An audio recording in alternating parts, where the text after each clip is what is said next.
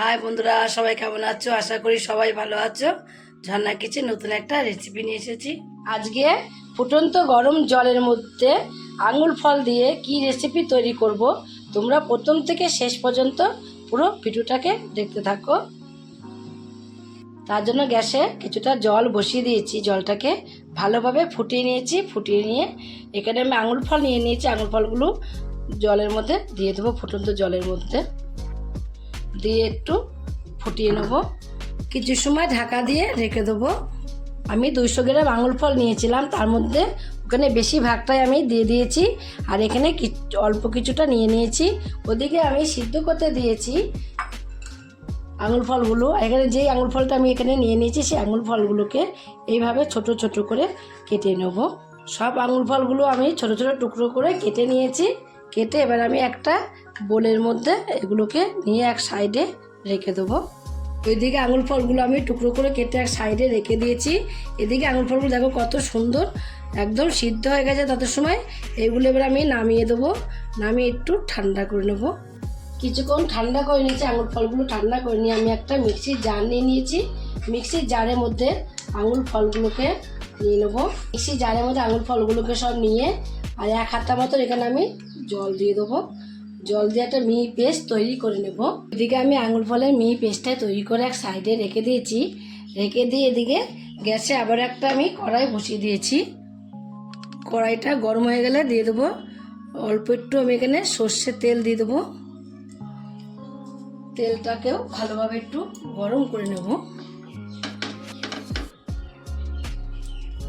তেলটা গরম হয়ে গেলে দিয়ে দেবো একটা এখানে গোটা শুকনো লঙ্কা, আর দেবো কটা পাঁচফোড়ন। শুকনো লঙ্কাটা পাঁচফোড়নটা একটু ভেজে নেব। একটু ভেজে নিয়েই আমি আলাদা করে যে আঙুর ফলগুলোকে কেটে রেখেছিলাম ছোটো টুকরো করে, সেই আঙুর ফলগুলোকে এর মধ্যে দিয়ে দেবো। দিয়ে একটু নাড়াচাড়া দিয়ে নেব। নাড়াচাড়া দেওয়া হয়ে গেলে দিয়ে দেবো সামান্য অল্প একটু লবণ, অল্প একটু হলুদের গুঁড়ো। আমি এখানে অল্প করে আঙুর ফল নিয়েছি, তোমাদের পরিবারে যেটুকু লাগবে তোমরা সেটুকু নিয়ে নিতে পারো। আঙুর ফলগুলো দিয়ে হলুদ লবণ দিয়ে একটুখানি কোনোরকম নাড়াচাড়া দিয়ে নিয়েছি। নাড়াচাড়া দিয়েই যে মিশ্রণটা আমি করে রেখে দিয়েছিলাম আঙুর ফলের, সেই মিশ্রণটা এবার এর মধ্যে আমি দিয়ে দেবো। আঙুর ফলের মিশ্রণটা পুরো দিয়ে এইভাবে একটু নাড়াচাড়া দিয়ে নেবো। দিয়ে একটু ফুটিয়ে নেব। একটু ফুটিয়ে নিয়ে এখানে আমি সাইট্রিক অ্যাসিড নিয়ে নিয়েছি। এই সাইট্রিক অ্যাসিডটার মধ্যে আমি দিয়ে দেবো। সাইট্রিক অ্যাসিডটা একটু রেখে দিচ্ছিলাম বলে এরকম একটু গলে গলে গেছে, নাই তো এটা পুরো চিনি মতন দেখতে লাগে। আর এই সাইট্রিক অ্যাসিডটা দিলে টক ভাবটা পুরো চলে আসবে, পুরো টক টক লাগবে একদম। সাইট্রিক অ্যাসিডটাকে দিয়েও আমি একটু মিশিয়ে নেব। এই সাইট্রিক অ্যাসিডটা তোমরা 10 গ্রামের দোকানে পেয়ে যাবে। যে কোনো চাটনিতে একটু টক ভাব করার জন্য, টক আসার জন্য এইটা সাইট্রিক অ্যাসিডটা তোমরা দিয়ে দিতে পারো।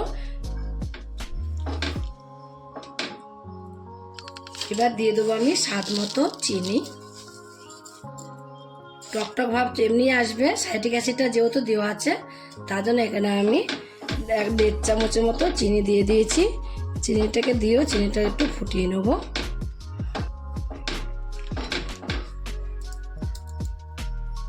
চিনিটা যেই মেল্ট হয়ে যাবে, একদম মেল্ট করে নিয়ে তবে এখানে আমি কটা কাজু আর কটা কিশমিশ দিয়ে দেবো।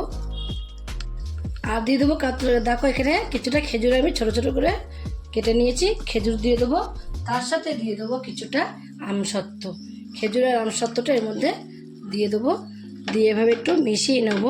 মিশিয়ে আরও কিছু সময় একটু আমি ফুটিয়ে নেব।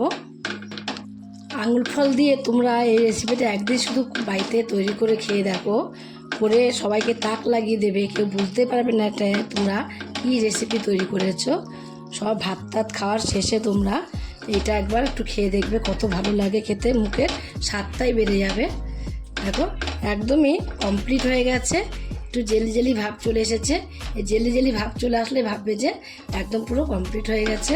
তোমরাও আমার মতন এইভাবেই আঙুর ফল দিয়ে রেসিপিটা তৈরি করে বাড়ির সবাইকে তাক লাগিয়ে দিতে পারো।